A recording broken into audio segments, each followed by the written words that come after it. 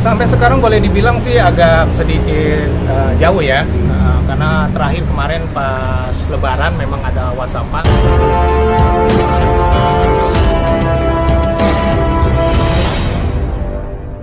Surat keterangan dokter atau ini tidak ada sama sekali. Dan betul memang pernah ke rumah sakit, tapi ini hanya konsultasi sifatnya dan tidak ada treatment apa-apa terhadap Rian gitu. Oke, itu satu hal.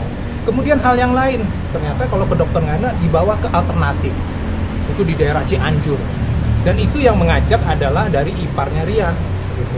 Berangkat ke sana, dan yang dibawa itu bukan cuma Rian, tapi ayah juga diperiksa, ipar juga diperiksa, semuanya datang berkonsultasi. Karena ya maaf kata, yang mengobati alternatif ini memang hanya melihat fisik aja, hanya memegang sesuatu aja bisa nggak tahu orang ini sakit apa atau segala macam. Dan di dalam hal itu juga tidak terbukti sama sekali karena nggak ada keberlanjutan untuk memeriksakan. Jadi sekali lagi masih ditekankan soal nafkah batin itu clear, tidak ada kekurangan apapun dari Rian. Ya, ini dibuktikan dengan lahirnya Mona dan usia perkawinan mereka ini baru masuk tahun ketiga loh. Itu yang perlu digarisbawahi. Kalau umpamanya ada tidak memberikan nafkah setelah melahirkan apa segala macam, lebih kalau Mas Dedi bilang tolonglah lihat sebab akibatnya ya. Bang, ini ada lagi soal salah satu gugatan dari Ricis itu yang bilang katanya dia tuh sempat dihina fisiknya karena bahkan sampai ingin memasang implan payudara Ricis itu gimana Bang kelurusannya atau tanggapan dari Rian? Ya, jadi sebenarnya Rian juga sampaikan hal itu. Ya, itu ada dalam tanda petik ada sifat candaan aja sebenarnya ya. Dan kalau nggak salah memang pada saat itu Ricis juga masih melaksanakan program dietnya dia gitu. Jadi masalah kecil sama ini saya nggak mau lah bicara body shaming gitu, karena itu urusan mereka berdua. Jadi Mas, sekali lagi untuk meluruskan hal itu candaan mereka berdua. Dan Rian sama sekali nggak ada istilahnya mendiskreditkan istrinya sendiri ya. Kalaupun itu ditulis ya silakan monggo aja gitu loh ya. Itu mungkin ya. Mungkin setelah perceraian ini Rian akan mengalami apa dan iya, ini memang satu hal yang perlu Rian garis bawahi. Mereka sama-sama pekerja seni, sama-sama akan bersinggungan di dunia entertainment ini. Dan Rian sudah fix dia akan tetap meneruskan pekerjaannya, tetap akan berada di Jakarta karena ada beberapa kontrak yang harus dia selesaikan. Dan jangan lupa besok pun juga sinetron dia Stripping juga akan mulai, Saleha. Okay? Dan itu nggak akan bisa ditinggalkan Rian gitu loh. Dan persoalan hubungan dia apa segala macam masih diharapkan dia mudah-mudahan tidak ada proses banding baik dari kita, karena banding ini bisa dari kita bisa dari mereka loh. Umpamanya mereka nggak terima nih dikasih 10 juta, minta sesuai dengan tuntutan awal, boleh dong mereka banding, boleh kan? Gitu loh. Jadi hal-hal itu mudah-mudahan dalam 14 hari ke depan sudah clear nih. Masing-masing punya kehidupan sendiri. Sekali lagi mesti diulangi, tidak berjodoh sebagai suami istri, tapi alangkah sama-sama kita mendoakan semoga bisa jadi teman dan sahabat yang baik nantinya gitu, untuk bisa saling mendukung ya. Bang, satu lagi Bang soal hak asuh anak. Antara komunikasi soal hak asuh Ricis dan Rian seperti apa? Sampai sekarang boleh dibilang sih agak sedikit jauh ya, karena terakhir kemarin pas Lebaran memang ada WhatsApp-an, tetapi karena Ricis juga di Jepang, Rian juga di Aceh, jadi komunikasinya hanya ya saling mengucapkan aja, tapi memang nggak ada tanggapan balik dari Ricis.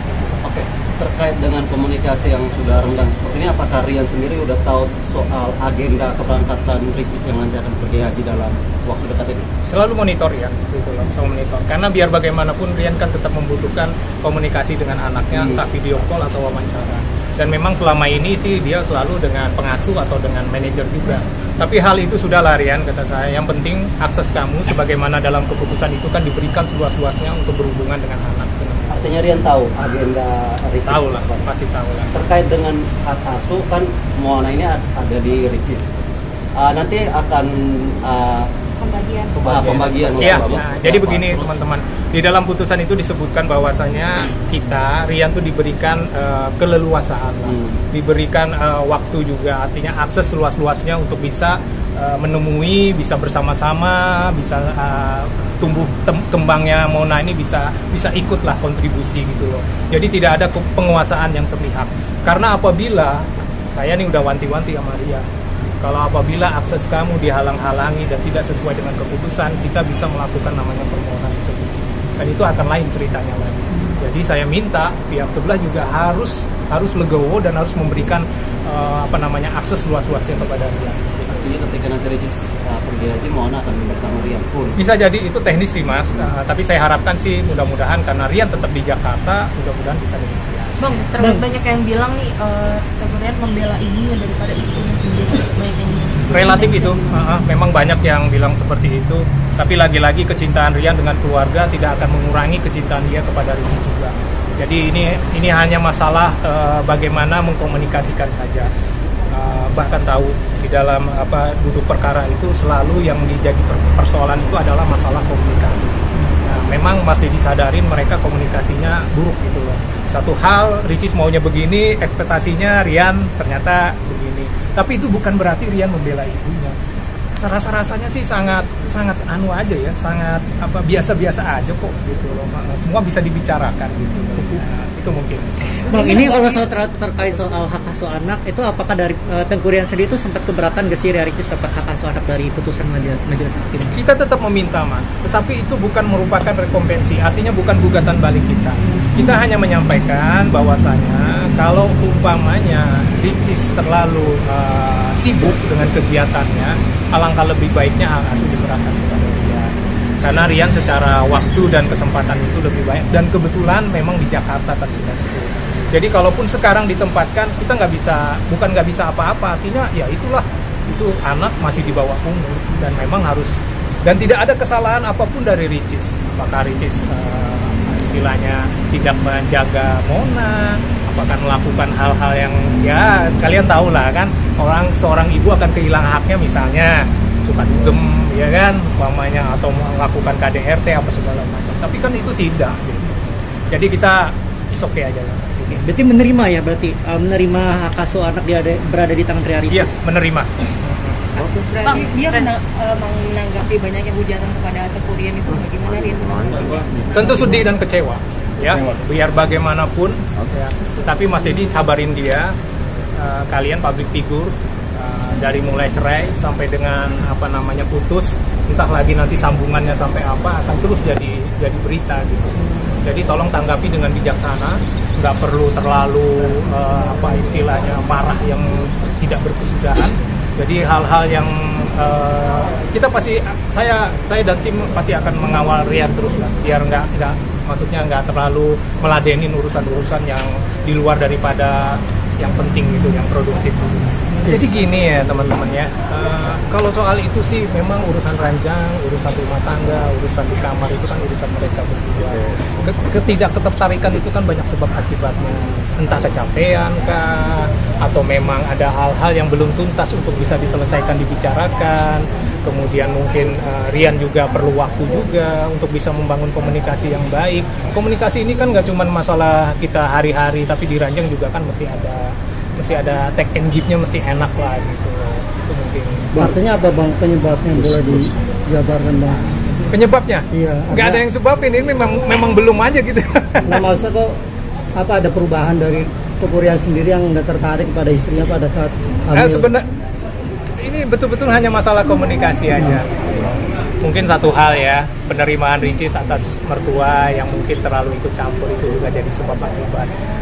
Rian mengharapkan udahlah Ricis, kita berdamai ya, kita bicara, dan itu ternyata terbawa-bawa gitu loh sampai urusan ranjang.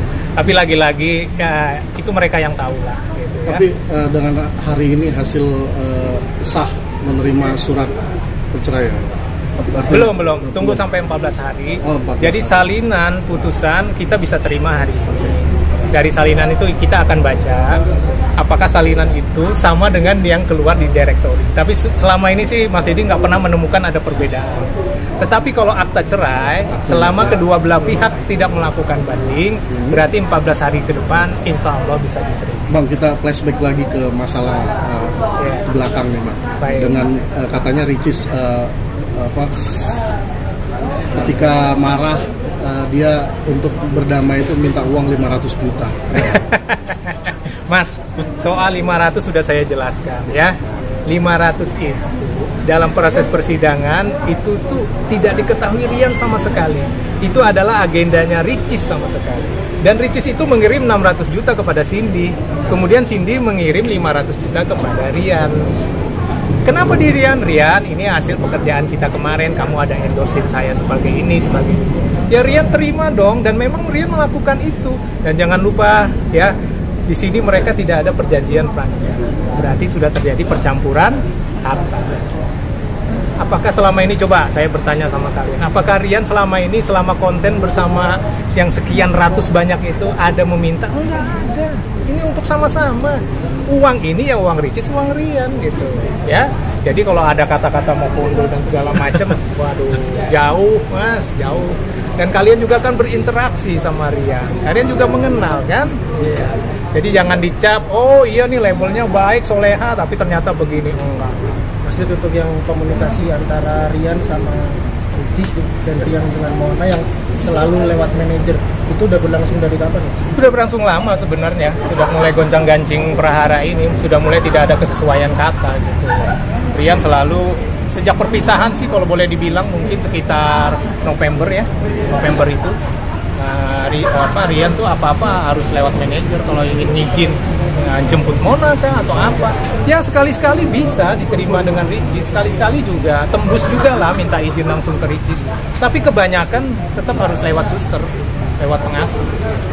Mungkin alasannya apa sih kalau dari Ricis yang menyampaikan ke Rian?